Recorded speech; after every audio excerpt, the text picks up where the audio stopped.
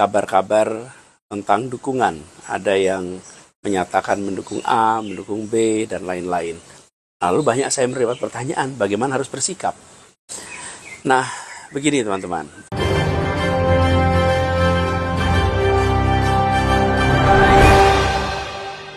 Anies Baswedan ya akhirnya buka suara, yaitu terkait kemarin yang mengaku relawan Anies Baswedan ya yang memberi dukungan kepada Ridwan Kamil, maupun juga yaitu yang mengaku relawan anak abah yang memberi dukungan kepada Pramono Rano.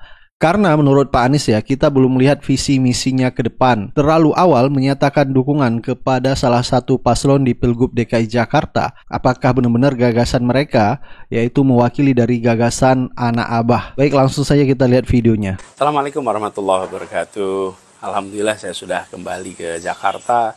Dan beberapa waktu ini saya terima banyak sekali pertanyaan terkait dengan Pilkada Jakarta. Minggu lalu, ini rangkaiannya nih, minggu lalu majalah Tempo membahas juga tentang ini.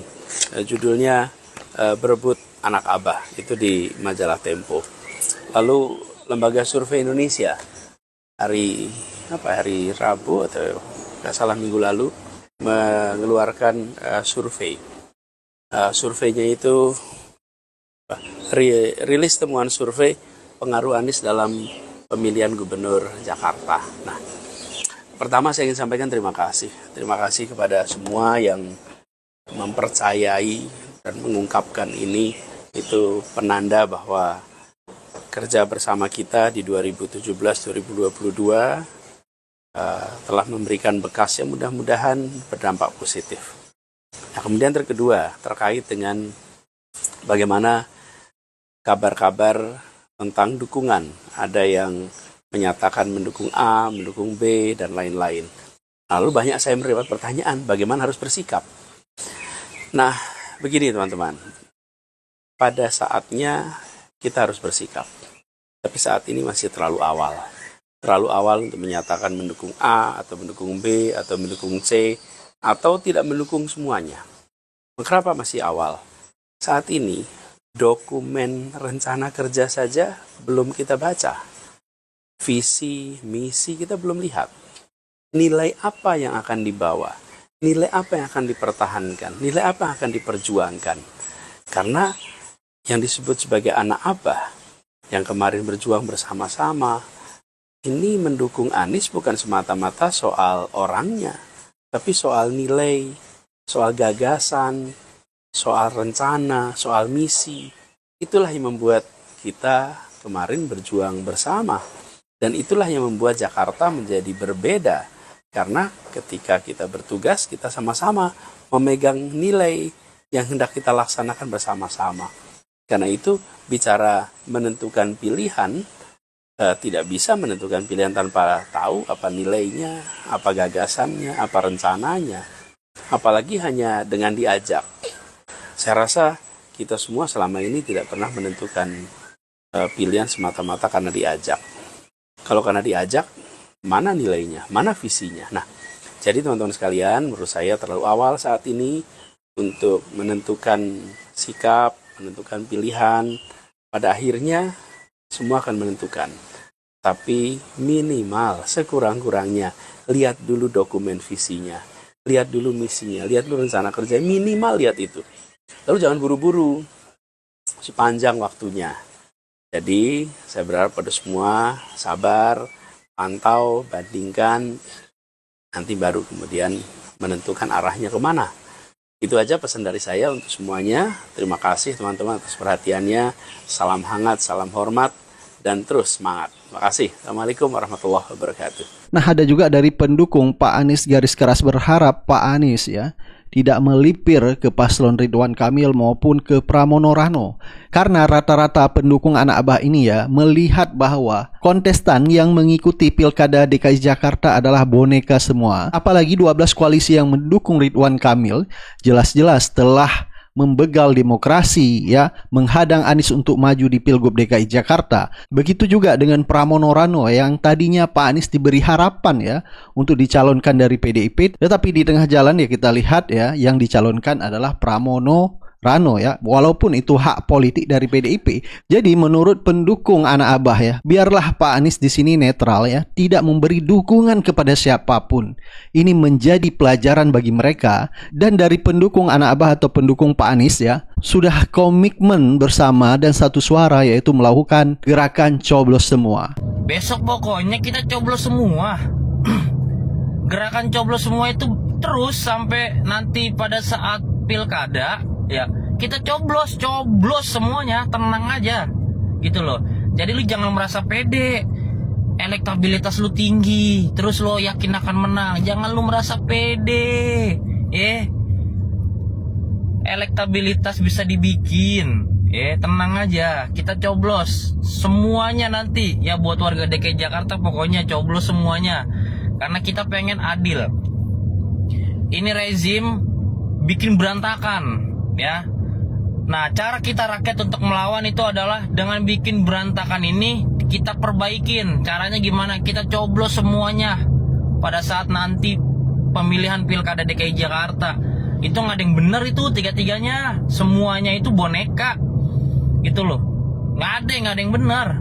Mau kata Sidul kek, kenapa lu baru sekarang mau nyalonin jadi cawagup? Kemarin lu kemana?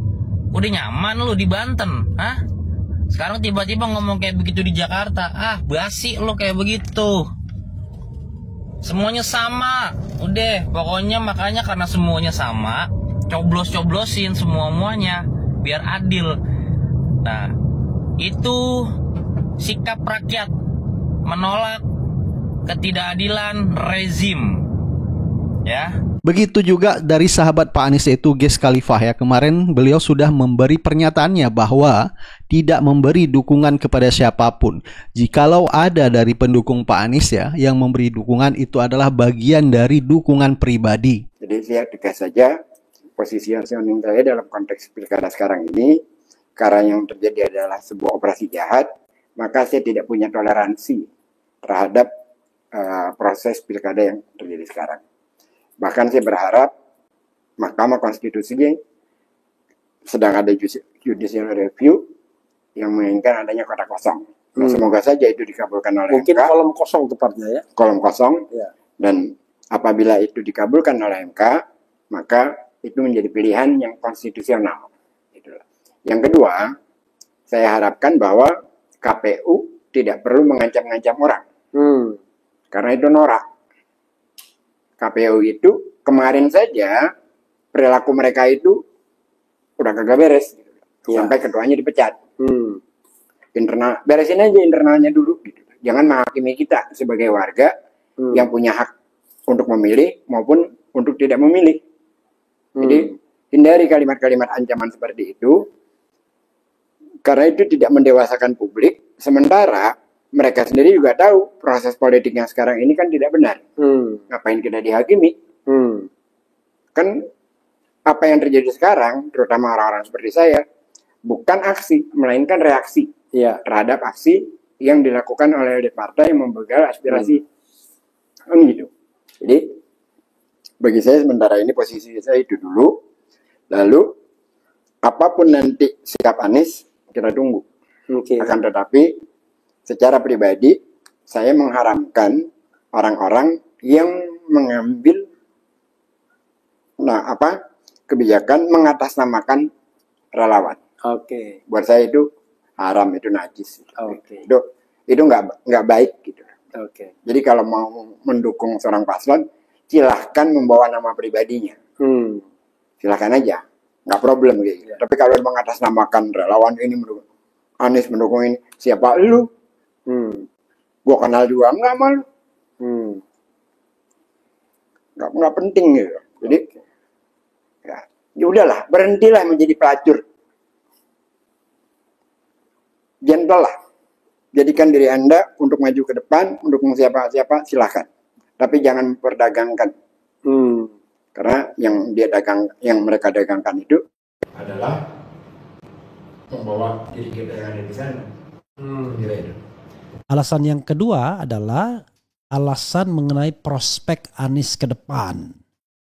Ya, seperti yang disampaikan mereka yang sudah memilih ini, mereka mengatakan bahwa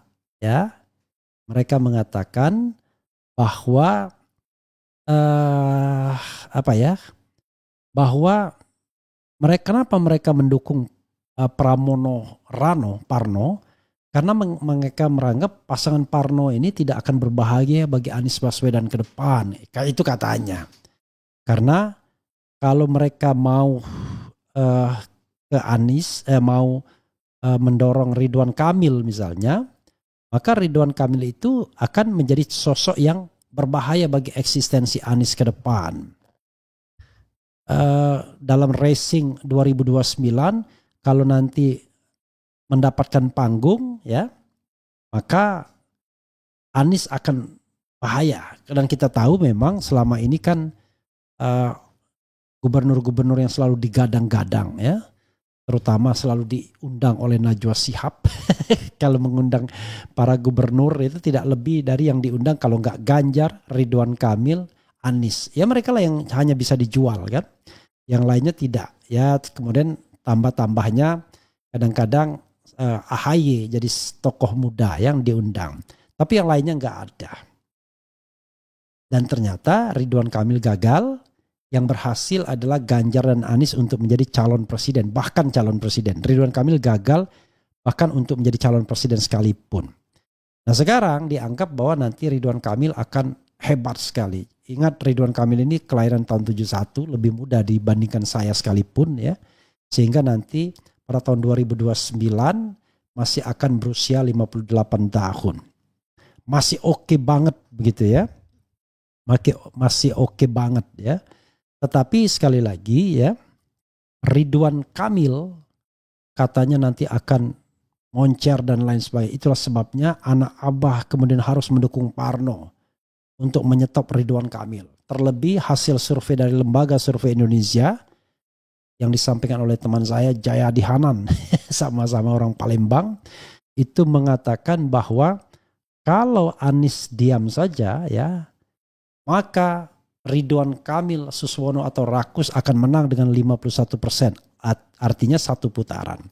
Tapi kalau Anies mendukung Ridwan Kamil dan Suswono, nggak banyak artinya.